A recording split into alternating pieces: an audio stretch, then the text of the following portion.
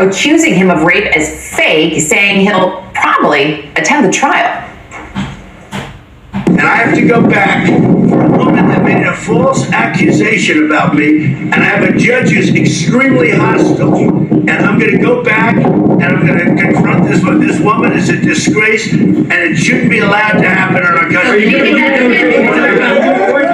So closing arguments in E. Jean Carroll's case against Trump are set to start on Monday. The former president has not appeared in court during the span of this 7-day trial. His attorney said he still doesn't plan to testify. The judge, however, is giving the former president until Sunday at 5 p.m. to change his mind.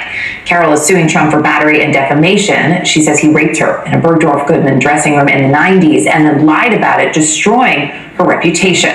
Trump says it never happened. CNN's Kara Scannell joining us now. So, Kara, both sides have rested their case, but now we have, I guess, this little window until Sunday at 5. So now we just wait? What an unexpected twist that happened yesterday. So Carroll's attorneys rested their case after calling 11 witnesses. Carroll herself testified. Trump's attorney said they were not putting on a defense. They thought about calling an expert witness, then didn't.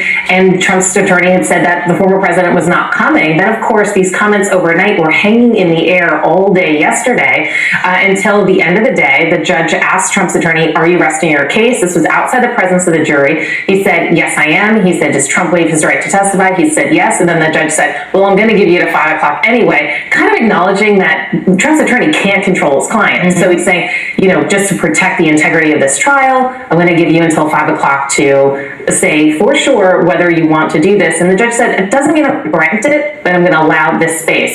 But they then went straight into conversations about the schedule, how closing arguments will take place Monday, and the jury will get it as soon as Tuesday. And I think one thing is Trump's lawyers don't always speak for him.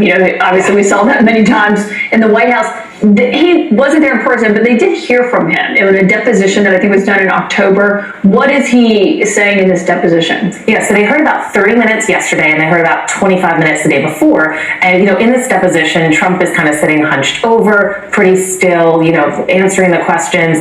But it's the first and only time the jury will hear from Trump as of now, address these specific allegations in the case.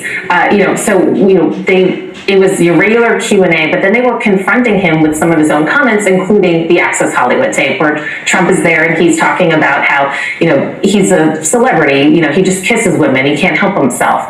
A little bit of the deposition here, it's a videotape. We've asked for it from the court and the parties, and we're working through this process to get it, so hopefully we can bring it to everyone. But here's what he says. He says, "Well, historically, that's true with stars." And Carroll's attorney says, "True with stars that they can grab women by the..."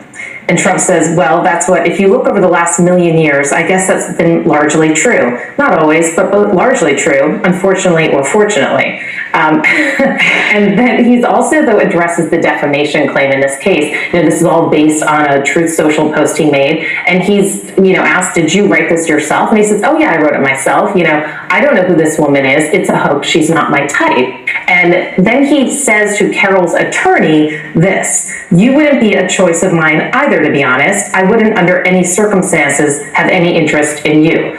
So certainly not taking a more demure posture in his deposition from the Trump that we see often in these campaign speeches. Yeah, certainly not. No, I'm going to leave that one alone. Kara, appreciate it. Thank you. Thanks, Kara. New overnight, the Washington Post